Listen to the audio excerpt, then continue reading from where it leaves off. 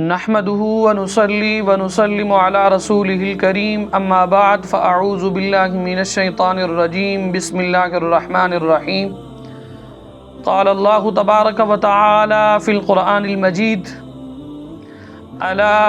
إن أولياء الله لا خوف عليهم ولا هم يحزنون الذين آمنوا وكانوا يتقون لهم البشرى في الحياة الدنيا وفي الآخرة لا تبديل لكلمات الله ذلك هو الفوز العظيم صدق اللہ العظیم۔ عزیزان من، بحمد اللہ تعالی ماہ ربیع الثانی شریف کی آج 11ویں ہے، اور 11ویں شریف کی نسبت سے آج ہم ایک نیا سلسلہ شروع کرنا چاہ رہے ہیں۔ وہ ہے پیران پیر روشن ضمیر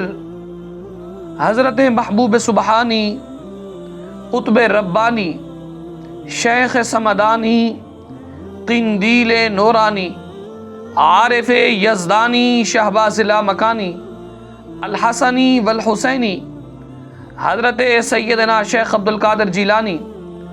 المعروف غوث پاک رحمت اللہ تعالی علیہ، کیونکہ آپ کا عرس مقدس اسی ماہ مقدس کے اندر بغداد شریف کے اندر بڑی عقیدت اور محبت کے ساتھ منایا جاتا ہے، اور ہر مہینے کی 11ویں کو اسلامی تاریخ کو حضور غوث پاک رحمت اللہ تعالی علیہ کے مریدین، محبین، معتقدین، متوسلین، عشاق حضور غوث پاک رحمت اللہ تعالی علیہ کی یاد پاک کے اندر اللہ کی رضا کے لیے 11ویں شریف کا اہتمام کرتے ہیں۔ تو اسی مناسبت سے انشاءاللہ العزیز 11 ایپیسوڈ کی صورت کے اندر 11ویں کی نسبت سے ہم ریکارڈ کرائیں گے ہر روز بلا ناغا۔ دعا گو ہوں رب لم یزل کی بارگاہ میں رب قدوس ہمیں اس پر استقامت نصیب فرمائے۔ تو آج کے پہلے ایپیسوڈ کے اندر ہماری گفتگو کا عنوان ہے اللہ عز و جل کے ولی کا مقام کیا ہے۔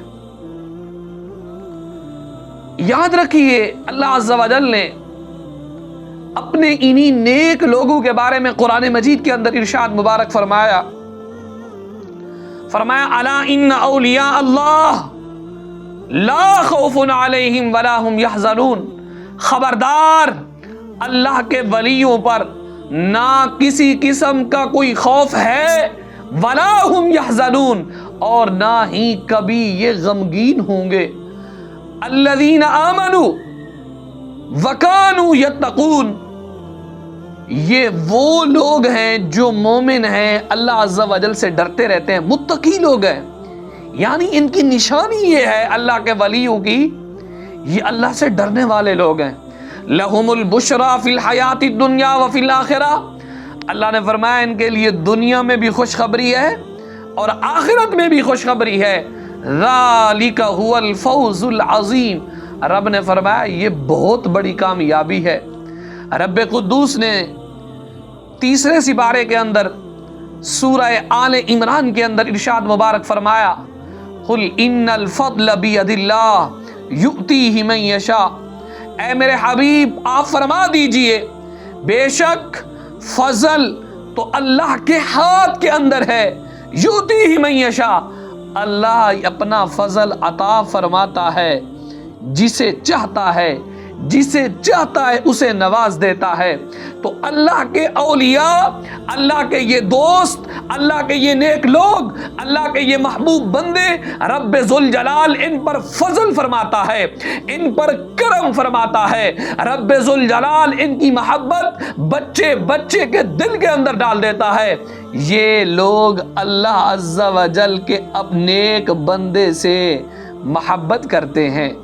تو اللہ عز و جل کا فضل ہے حضور غوث پاک رحمت اللہ تعالی علیہ پر۔ آج بچہ بچہ ان کے ترانے پڑھتا ہوا نظر آتا ہے، بچہ بچہ ان کی شان بیان کرتا ہوا نظر آتا ہے۔ بچہ بچہ حضور غوث پاک رحمت اللہ تعالی علیہ کی تعلیمات کا علمبردار نظر آتا ہے۔ تو آپ پر رب قدوس کا خاص کرم تھا، خاص فضل تھا۔ اللہ عز و جل کے محبوب دانائے غیوب حضور صلی اللہ تعالیٰ علیہ وآلہ وسلم نے ارشاد مبارک فرمایا، سنن ابن ماجہ کی حدیث ہے، کتاب الفتن کے تحت یہ حدیث پاک موجود ہے۔ سرکار علیہ الصلوۃ والسلام نے فرمایا، من عادى للہ ولیا فقد بارز اللہ بالمحاربہ، فرمایا یعنی اللہ عز و جل کے کسی دوست سے جو بندہ دشمنی رکھے، یاد رکھنا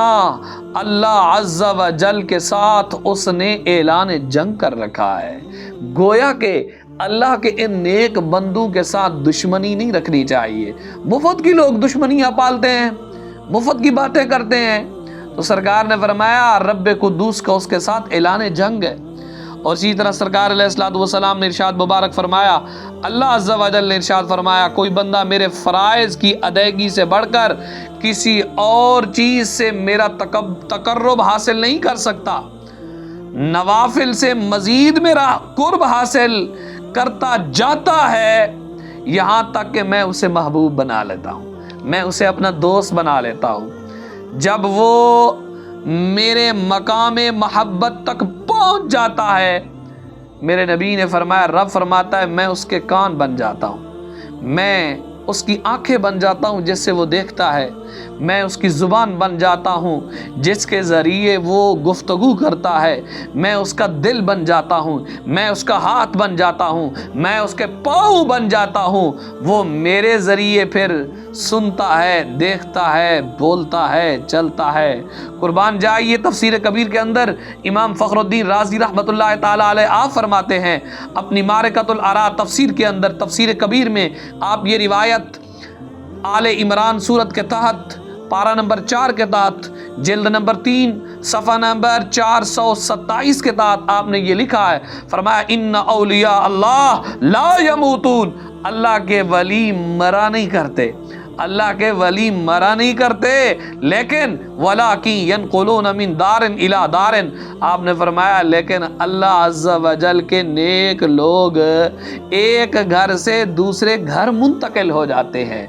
گویا کہ یہ جو اللہ عز و جل کے نیک لوگ ہیں ان کی شان ہی بلند و بالا ہے، حتیٰ کہ سرکار علیہ الصلوۃ والسلام نے فرمایا، معجم کبیر کے اندر یہ حدیث پاک موجود ہے، میرے نبی نے فرمایا اطلب الخیر والحوائج من حسان الوجوہ، اپنی بھلائی اور اپنی حاجتیں خوبصورت چہرے والوں سے طلب کیا کرو۔ تو گویا کہ اللہ عز و جل کے ولی کا مقام یہ ہے، رب ذوالجلال کے ولی کا مقام یہ ہوتا ہے، اللہ عز و جل کے نیک بندے کی شان یہ ہے، جب بندہ،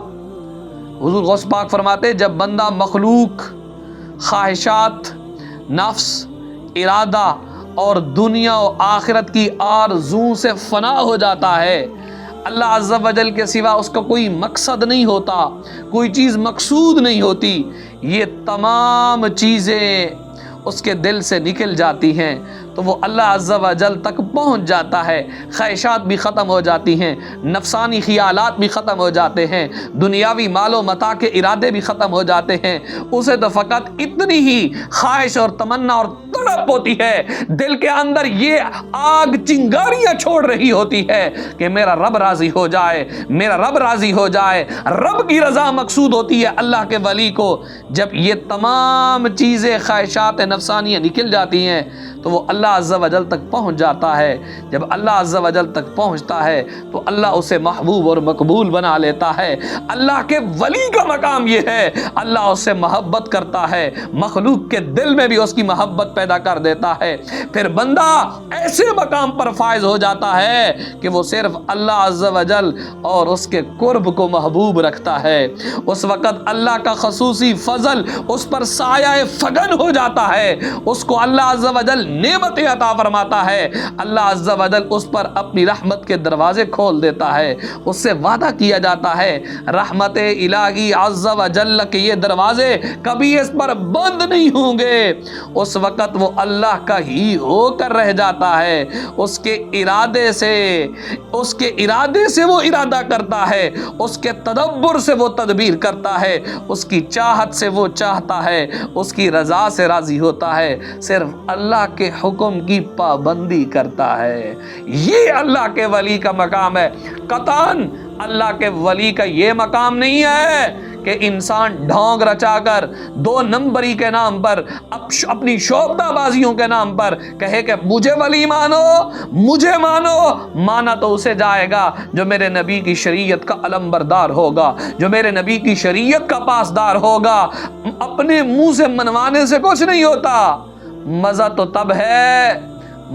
तब है जब लोग ही खुद गवाही दें भाई ये अल्लाह का नेक बंदा है। क्यों? इसलिए मेरे आका नामदार सल्लल्लाहु ताला अलैहि वसल्लम के फरमान आलीशान का मफहूम है इज़ा रुऊ ज़ुकिर अल्लाह के वली तो वो हैं जिन्हें देखा जाए तो रब की याद आ जाए, रब ज़ुल जलाल की याद ताज़ा हो जाए। ये है वली का मकाम, ये है वली की शान। लेकिन वली विलायत के नाम पर ढोंग रचाना, विलायत के नाम पर राफ़ज़ियत फैलाना,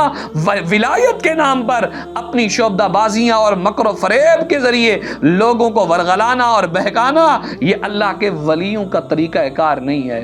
अल्लाह के वलियों की शान ये है कि वो अपने आप को छुपा के रखते हैं, रब्बे ज़ुल जलाल की बारगाह के अंदर आजिज़ बन के रहते हैं। दुआ है रब्बे कुद्दूस की बारगाह में रब्बे ज़ुल जलाल औलिया अल्लाह के फैज़ान को जारी व सारी फरमाए।